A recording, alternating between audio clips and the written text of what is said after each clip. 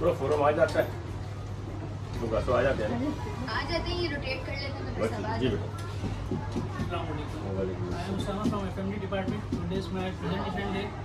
My topic is rights of patient. Rights of patients से मुराद ये है कि हमारे पास rights of patients right to दो तरह के होते हैं।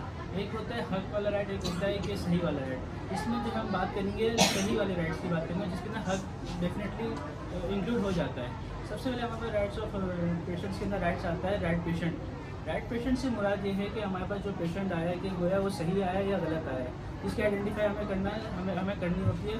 उसकी आइडेंटिफाई करने के हमारे पास दो तीन तरीके हम मालूम कर सकते हैं। सबसे पहले हम मालूम करते हैं उसके नेम से। अगर नेम अगर समटाइम ऐसा होता है कि नेम जो है पेशेंट से सेम होते हैं तो उसको हम पकड़ते हैं उसके आइडेंटिफिकेशन से, नहीं उसकी आइडेंटिटी से, जो कि हमारे पास यहाँ पे तो हम जो फॉलो कर रहे होते हैं। सेकंड पे आते हैं हमारे पास right dose, right drug. Right drug से मतलब देखिए ये है कि हम पेशेंट को जो मेडिसिन दे रहे हैं वो सही है या नहीं। जो अक्सर हमारे पास एक मेडिकल टर्म्स के अंदर वर्ड यूज होता है लासा एरर, जिसकी वजह से हमारे पास जिसका मतलब है लुक अलाइक साउंड अलाइक। कम सम टाइम ऐसा होता है कि पेशेंट हम जो है उसको एक जैसी पैकेजिंग की वजह से उसको लुक अलाइक जो जिस पैकिंग एक जैसी होती है तो उसकी वजह से एरर हो जाता है। और कुछ सम टाइम ऐसा होता है कि साउंड्स की वजह से होता है like sound alike. Sound alike में जैसे कि पीजी और बीजी, जिसके दोनों के जेनरिक्स काफ़ी डिफरेंट्स हैं। पीजी का जेनरिक आता है टैमसोलिसिन और बीजी का जेनरिक है मोंटेलुकास। अगर हम किसी पेशेंट को अगर ये एरर हमसे हो जाता है तो दोनों के डिजीज़ का फंक्शन दोनों के अलग होते हैं, जिसकी वजह से काफ़ी क्रिटिकल प्रॉब्लम हो सकती है पेशेंट को। तो इससे हमें बचने के लिए हमें ख़ास ख्याल रखना चाहिए कि हम जो है इस चीज़ को थोड़ा जो सही से देखें कि वो हमसे एरर ना हो, क्योंकि दोनों का अलग अलग फंक्शंस हैं। तीसरे नंबर पर आता है राइट टाइम।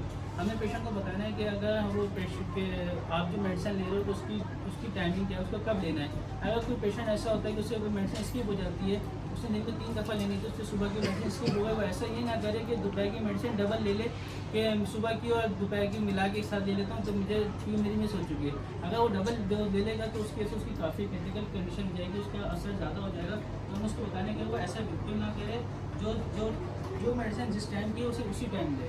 और कुछ मेडिसिन ऐसी होती हैं जो हमारे पास रेडीमेड नहीं आती मार्केट से, हमें उसको रेडी करना पड़ता है, जिसमें हमारे पास ORS होता है, एंटीबायोटिक्स होते हैं, जो सस्पेंशन हम बनाते हैं घर में नॉर्मली, उसको हमें जो है बताना। और कुछ मेडिसिन की मुद्दत होती है कि उस टाइम तक उसको अगर यूज़ करें, अगर वो बच जाती है तो आप उसको डिस्कार्ड करें।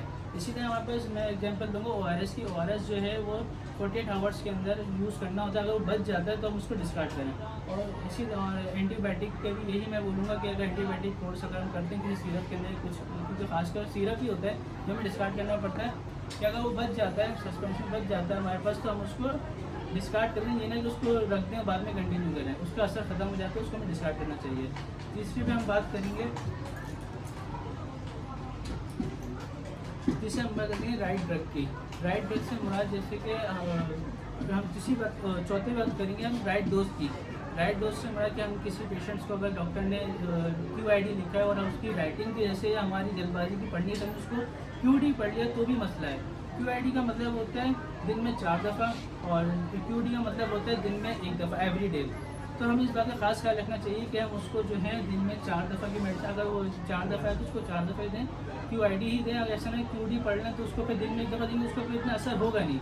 तो इसलिए हमें इस बात का ख्याल रखना चाहिए कि वो जो चीज़ है उसको टाइम से दें। और कुछ मेडिसिन ऐसी होती हैं कि अगर उसको डॉक्टर ने बोला है कि अगर 10 ml और हमसे उसकी राइटिंग से हमारी जल्दबाजी से हमने उसको 100 ml पढ़ लिया तो उसकी पावर जो 10x हो जाएगी, तो बहुत ज़्यादा ओवरडोज हो जाएगी, जो कि इसके लिए सही नहीं है। और 5वें नंबर में बात करेंगे right education, right patient education की, यानी काउंसलिंग की, जो कि हमारे पास हॉस्पिटल्स में होती है, हमारे पास यहाँ पर हो रही होती है। पेशेंट के मकसद काउंसलिंग करते हैं, उसके अंदर काउंसलिंग जैसे कि मैं आपको मिसाल दूँगा, हमारे डॉक्टर इमरान सादिक के पेशेंट्स आते हैं जो कि साइकोट्रिस्ट होते हैं, जो हमें उनकी मेडिसिन जो है बड़ी क्रिटिकल होती है, हमें पेशेंट को बतानी पड़ती है कि आपने कौन सी मेडिसिन कब किस तरह लेनी है, क्योंकि उसके अंदर डोज जो है वो ऐसे होती है कि सुबह आधी गोली लेनी है, दोपहर में 1.5 लेनी है और रात में 2 लेनी है। तो अगर पेशेंट को हम नहीं बताएंगे तो किस तरह से लेगा। तो इसलिए हम उसकी काउंसलिंग करते हैं, हम उसको बताते हैं कि भाई आपने ये मेडिसिन सुबह में आधी लेनी है, दोपहर में इतनी लेनी है और रात में इतनी लेनी है। उसके साथ साथ हम बात करेंगे जैसे हमारे हाइपरटेंशन और डायबिटिक के पेशेंट्स होते हैं, उनको हमने ये बताने कि आप मेडिसिन तो यूज़ कर रहे हैं, लेकिन मेडिसिन के साथ साथ आपने अपनी लाइफ स्टाइल को भी मॉडिफाई करना है। और लाइफ स्टाइल मॉडिफाई से मुराद ये होता है कि हम उसको जो है हम उसको ये बताएं कि अगर आप मैं मिसाल दूँगा हाइपरटेंशन के पेशेंट्स की कि अगर वो मेडिसिन हाइपरटेंशन की यूज़ कर रहे हैं और साथ में सॉल्ट खा रहे हैं तो उनको कोई फ़र्क नहीं पड़ेगा, तो उसके साथ हम उनको बताने हैं अपनी लाइफ स्टाइल चेंज करें, अपने साथ अपनी चीज़ों में नमकियात को कम करें, सॉल्ट को कम करें, अपने अंदर एक्सरसाइज करें, आप एक्सरसाइज करें, आप वॉक करें, ताकि आपके मेडिसिन के साथ साथ आपकी एक्सरसाइज के ज़रिए भी आपकी बॉडी को असर पड़ेगा। उसके साथ हम डायबिटिक के पेशेंट्स की बात करें, डायबिटिक के पेशेंट भी अगर साथ में मेडिसिन लेगा और साथ में स्वीट्स खाता रहेगा तो भी उसकी मेडिसिन लेने का कोई फ़ायदा नहीं होगा जब तक कि वो अपनी डाइट को चेंज नहीं करे, अपनी लाइफ को चेंज नहीं करेगा।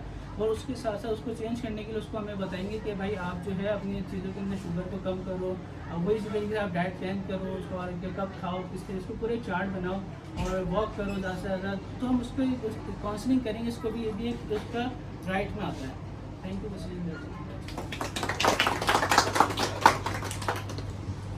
जैसे मैंने कहा था लास्ट टाइम भी कि हर लड़का जो है वो पहले से आहिस्ता आहिस्ता इम्प्रूव हो रहा है। और सामा बहुत अच्छी प्रेजेंटेशन थी और बस थोड़ी फास्ट थी, और फास्ट के साथ साथ ये है कि कुछ चीज़ें ऐसी हैं जो तुमने बात की है उसमें मेन जो मकसद होता है कि हमारा क्या हक़ है पेशेंट के ऊपर। तो राइट का मतलब है कि हाँ मरीज़ हमारे पास आ रहे हैं तो उसको क्या क्या चीज़ बताएं। मिसाल के तौर पर उसमें जो 6 पॉइंट बताया उसमें 6 में से अगर ये कोई भी एक मिस करेगा तो पेशेंट जो है वो बहुत ज़्यादा सफ़र करेगा।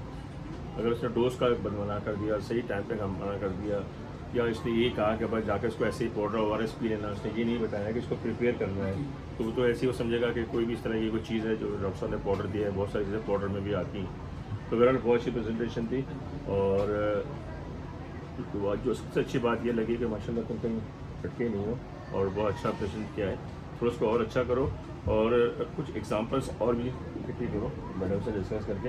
ये जो बात आपने शुरू की है ना कि राइट सही वाला, तो सही तो मतलब सही, लेकिन उसमें इंग्लिश दोनों की स्पेलिंग में भी थोड़ा फ़र्क है, थोड़ी राइट है ना। हाँ, इसी का राइट का मतलब है हमारा पेशेंट का हक जो है ना, इसमें बाकी माशाल्लाह बेस्ट बहुत अच्छा। प्रेजेंटेशन तो बहुत बेहतर थी पहले के मुकाबले में, जिससे वर्ड्स रिपीट हो रहे थे वो चीज़ अब इस दफ़ा नहीं थी। और जैसा कि सबकी बेहतर हो रही है, उसामा भाई की भी बेहतर थी। और ये है कि एग्जाम्पल्स की सर ने बात की तो एग्जाम्पल्स उन्होंने काफ़ी ज़्यादा इंक्लूड वैसे भी किए हैं, लेकिन और भी कर सकते हैं। और अच्छी बात होगी कि अगर एग्जाम्पल शो करें, अगर हमारे पास मेडिसिन यहाँ पर पड़ी हुई हैं, अगर उठा के शो करेंगे तो और भी ज़्यादा एक्सप्रेसिव होगी प्रेजेंटेशन। ठीक है, इसके अलावा राइट्स की बात की तो राइट्स जो उन्होंने स्टार्ट में ही बोल दिया था, ये जो राइट्स ऑफ पेशेंट है वो सही वाला राइट भी है और ये पेशेंट का हक भी है।